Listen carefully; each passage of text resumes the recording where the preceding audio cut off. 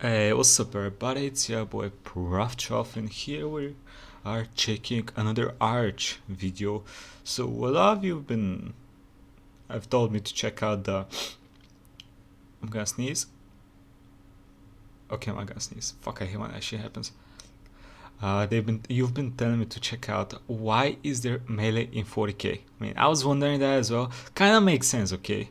For when they fight like graded demons and shit, I assume they're like stronger. But at the same time, it doesn't make that much sense because we've seen the weapons they have, and like y'all saw that fucking Astari's 1 to 5 video when one of them just shot a normal human with that fucking gun, and like half his body fucking disappeared into the universe, into the warp. Oh.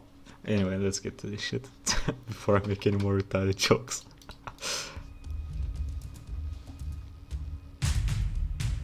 It seems to be old. Oh, wow. Yes, it is. And salutations, friends.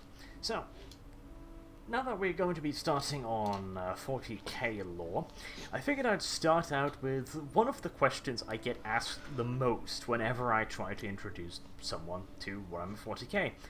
Why the hell is there melee in the far future with laser weapons, automatic rocket launchers, and space elves and orcs and nonsense? Space elves. Surely melee must have become rather bloody obsolete at this point in time, right?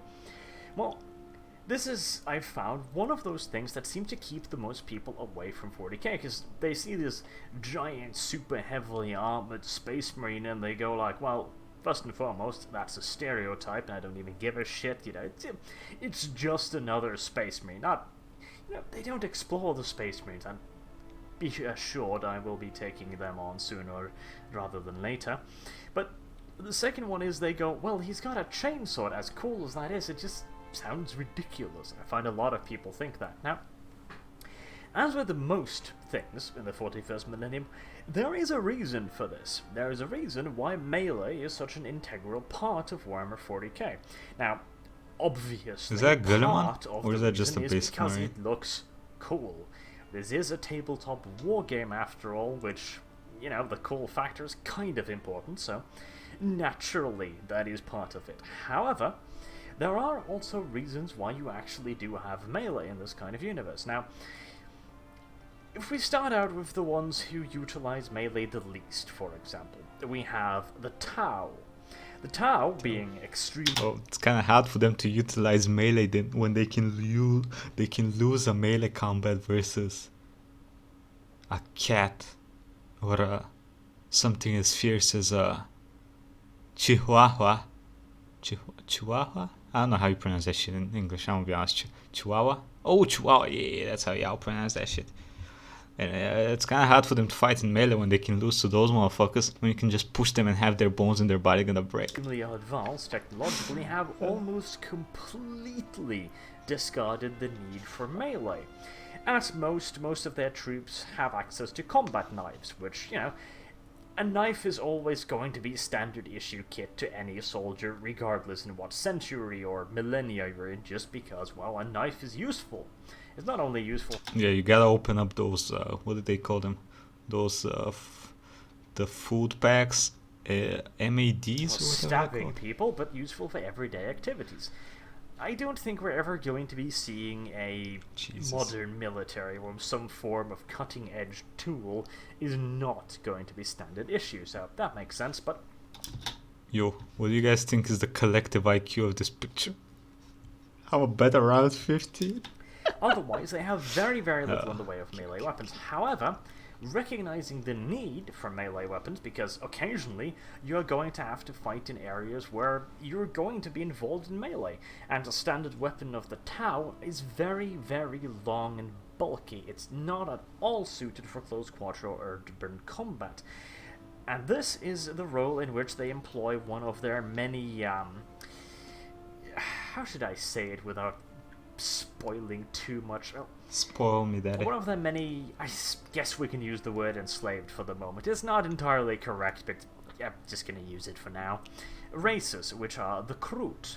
The Kroot are this race of avian beings. They're hyper-aggressive. They're really strong, considering how wiry they're looking. And they're very, very tough, fast, and agile, which makes them excellent close-quarter combatants. They are given weapons with less of the complexity of the full-on tower weapons, but they're more sturdy and can be used as in melee weapons, as they have a large, nasty blade on the end, and of course they also use a wide variety of improvised melee weapons. And they also use a lot of mold melee weapons that they used to use when they were an independent species, being a bit of a hunter-gatherer, kind of mercenary type race. I'll get into more detail on them in my actual tower video, but trying not to spoil too much of the... I don't even know if I can call this spoilers, but you get what I'm meaning. Okay. But even this race does recognize the need for some melee. Then how about the good old-fashioned humans, the Imperial Guard? Well, the Imperial Guard has an... By the way, how do the Tau fight the Tyranids, or do they fight them at all? I know that the Tau Empire is actually pretty small, and they're in a pretty obscure place. So do they actually fight Tyranids, and how do they fight Tyranids? Almost innumerable amount of different regiments. Some regiments are actually quite fond of melee and will actually equip their troops with dedicated melee weapons along the lines of short chainswords, gladiuses, stabbing swords, large combat knife. The more technologically advanced worlds are even known to equip entire regiments with power weapons. This is ludicrously rare, and is only really the case in elite specialized units, but it has happened. But the vast majority of normal regiments, so to say, are usually only equipped with a combat knife that also serves as a bayonet. In some cases this is more of a sword bayonet, but, you know, to use the real-world equivalent, this is a standard World War II, World War I era bayonet, rather than the sword bayonet. Now, of course, this weapon can be used for a wide variety of things, being, you know, a knife. They are also equipped, of course, with the basic entrenching tools, which has been proven throughout our own world wars to be pretty goddamn good at beating the living crap out of other people, so those can, of course, be used in an emergency. But adding to this, they have a lot of weapons in their officer class. For example, some of them have power fists, which are these massive metal hands that, you know, they're gloves, Power essentially, fisting. except way bigger and hulkier. Now, these things are there to give a squad a bit of close-in melee power when it comes to heavily armored enemies, much the same as most power weapons. The simple fact is that the standard Imperial Guard squad is often going to be running into shit that they just simply can't deal with the standard issue lasguns, and while an Imperial Guard officer has next to no chance in combat against, well, for example, a Chaos Warrior, you know, at least having a power weapon gives the squad the potential to deal with them, and in most cases, melee weapons given to officers are used much like halberdiers were when they were given to sergeants in early gunpowder. Yeah, doesn't this picture actually remind you a little bit, well, not even a little bit, it's like a straight up Starship Troopers vibe. All my buddies should know what the fuck that means. That movie was horror fuel for me when I was a kid, and I played the game, which was kind of interesting when I was a kid. If I play it now, it's probably gonna be dog shit, but I remember it being decent. Out of warfare of our own history, where they were used as a means of distinguishing the person and to keep men in line.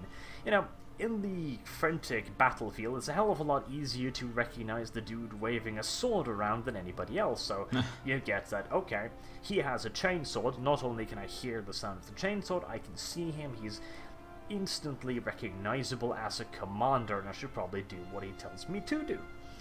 Of course, this also has the benefit of marking out leaders, but the Imperium... That reminds me, I've noticed that they don't use flags much in 40k, which is a little bit weird, because usually, yeah, waving around a chainsaw, I guess, is increases visibility for the officer, but a flag would do that even better. Man finds it far more preferable that people know where their leaders are than really keeping that close an eye on their livelihood. After all, there's always more officers where the last one came from. And, of course, the Imperial Guard often finds itself in positions where melee weapons are quite goddamn handy, as so many of their enemies use them. For example, the Orcs. The standard issue Imperial Guard bayonet is goddamn handy when your position is getting overrun by Gretchens and your power pack is out, to say the absolute least. And of course, it's also a really handy tool when Chaos the forces Creek are attacking, boys? since they often do not Yes, they in are. any way differentiate between soldiers and Cool civilians. looking bastards. Essentially, if Chaos takes root on a world, it will throw everything at the Loyalist troops. It will convert normal, everyday civilians into fighting forces, which means that the vast majority of the time, the Loyalist troops are disgustingly outnumbered. I mean, think about our worlds. Yeah, our worlds. Yes, we've got multiple, of course. That secret base on, the moon and that nonsense. The Americans Oi, won't oi, talk oi. about it, but Shh, don't tell them, brother. You cannot spill government secrets like it's there. that. I swear. Okay. Hilarious. Okay, our modern day military. How many troops does a nation actually have? Almost no one. Depends. I mean, consider a fully mobilized nation and wartime in modern Europe. You're probably looking at tops 10-20% of the population under arms. Less, I think. Even that. I think it's usually less than 10. But I'm not exactly sure. I don't have the statistics right in It's front of me. not really sustainable for any length of time. I mean, 10-20% is kind of an extreme example, really, when you start to think about it. And the percentage for that is as small, if not smaller, in 40k, because you have entire worlds to think about. The economy has to go on. The Imperial Guard simply can't fight on without an infrastructure backing them up, producing weapons, food, What is he etc., fighting? etc. What is that thing? Is that one of the tall races? I've never seen that thing before in a picture. Looks weird. Has a pretty cool haircut though. Congrats on But that. Chaos, in many cases, they just don't give a shit Could about stop this. showing its ass Which though. means that those 10% Imperial Guards are now fighting the remaining 90% of a planet. The odds are stacked rather heavily against them, and in many cases, when screaming hordes of fanatics armed with anything they can get their hands on, knives, cutlery, axes, anything literally, is just storming your positions in this massive human wave style, you're gonna be damn happy to have that bloody bayonet, not to mention the entrenching tool. And in many cases, melee is a means to an end, a means to enhance an advantage. This is the way of the Space Marines. Okay, a Space Marine versus a normal human. The normal human is boned without question, but let's take a squad. 10 normal humans armed with standard issue lasguns. Now, a lasgun will... It's gonna struggle to penetrate power armor, to say the absolute bloody least. 10 of them? Maybe, but not so much the penetration power. The simple fact is that if you've got 10 guys with lasguns just spraying down a single Space Marine, odds are they're going to eventually hit something important.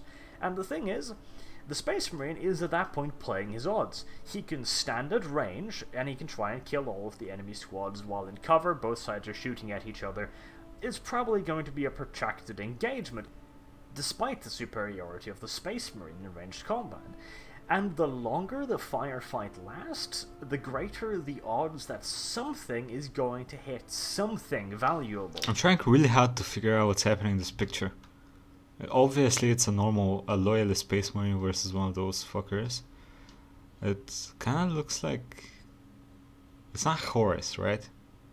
No, definitely not Horus, but I think it's one of his people. Whatever they were called, forgot, the wolf things, or I don't remember. I don't know what the fuck the one that ground is. Can't see any. Can't tell which study chapter he's from. Maybe a However, Crusader or whatever those things he's are a called. Space Marine. He's far tougher than any normal human. He's far faster, and he's a hell of a lot stronger.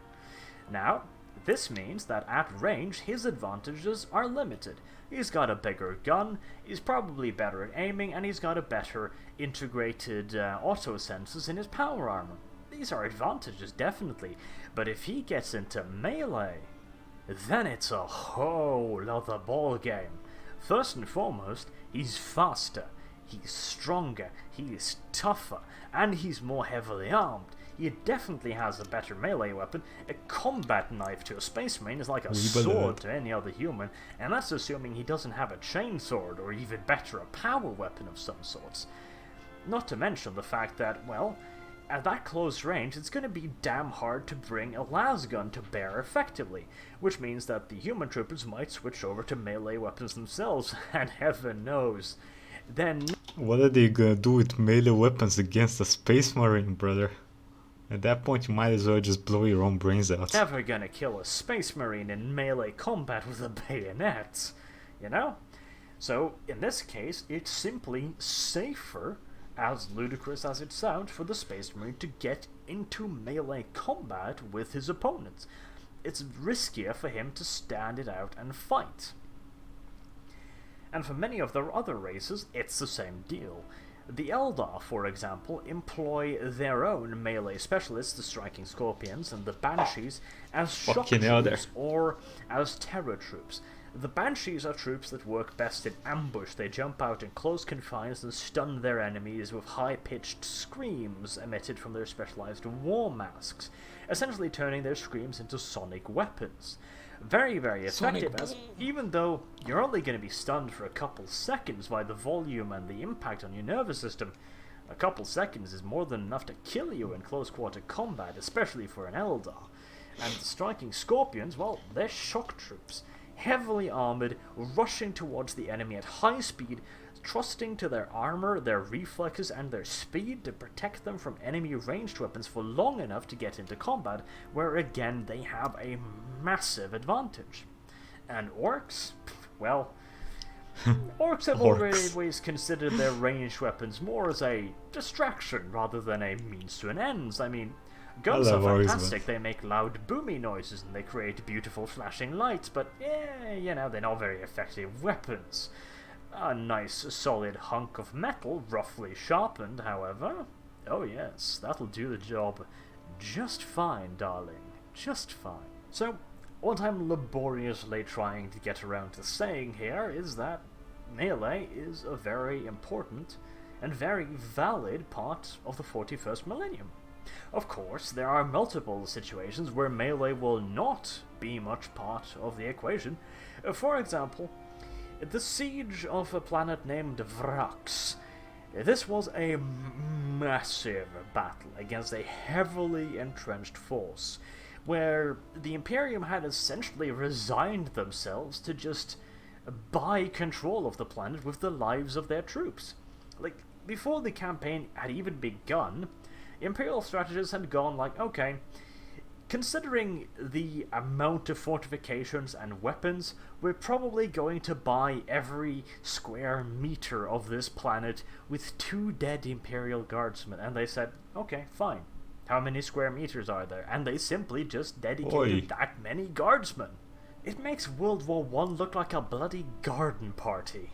And in a war like that, melee is going to play almost no part at all. A war like that would be decided by weight of artillery, weight of numbers, and just the sheer amount of smackdown you can lay on the enemy trenches before then charging them en masse and hopefully finishing off the last of the dazed and confused defenders. I mean, it's going to be one hell of a grueling melee campaign, and again, melee is going to be necessary, at least in part, simply because, well, the bastards are hunkered down. You can't rely on artillery to chase all of them out of their lair. I mean, hell, we tried that in World War I, and that didn't work very well, did it? It was proven quite thoroughly that regardless of how heavy your guns, how many of them employ, and how many shells you throw at the enemy, there is always going to be the need for the humble infantryman to go in there with a bait. Unless you have a flamethrower. But then you still gotta get close, but yeah, you're not gaining anything. And they're not getting out of anything. That's just warfare. Seeing how that shit works, it's and fucking if scary anything, as fuck. the 41st millennium has only made it more necessary, as infantry protection has increased. I mean, Space Marines give no shits about artillery bombardments. Even a direct hit is unlikely to kill the bastard. It's gonna wound and maim him, sure, but he'll still be fighting when the doughboys come over the top. Not to mention orcs. I mean, damn it. They're not going to give much of a shit either, and if you do kill a hell of a lot of them, well, There's a lot so more. what? There's more of them. And Eldar? Well, force fields, reflective fields, cloaking fields. You're Cheaters. probably not even going to end up in a situation where you can use artillery against them. The point I'm so laboriously trying to get to is, well, melee is still necessary in our time, and if anything, I mean, our ability to kill infantry today is a hell of a lot larger than our ability to protect infantry, which is, again, quite different from the 41st millennium, where in many cases infantry protection is actually quite handily capable of defeating infantry offense. So, essentially, that's why melee is in Warhammer 40,000, and why it's such an integral part of the universe, and why you will see so much of it in artwork and reference material, because, well, it's in there. And, of course, It's in there. it looks damn Yes, damn it does. cool. So, Yes, it does. I hope that's been somewhat informative, and maybe I've managed to convince a few of you that, 40k and melee is not as ridiculous as it sounds. Until next time, I have been Arch. Thank you very much for watching, and have a good day. Hey, anyway, this was Wise Melee there in 40k by Arch. I think there's like a couple more parts to this video. I thought there was. I was actually sure. Anyway, yeah, it was pretty cool. I mean, some things make sense. Well, most of the things make sense, and it can be deducted why they happen as they happen. But yeah, let me know what y'all think. Melee, would you? Would you not? Does it matter? I don't fucking know. Who cares? Anyway, like, comment, subscribe, and see you next time, buddy. Have a nice fucking day.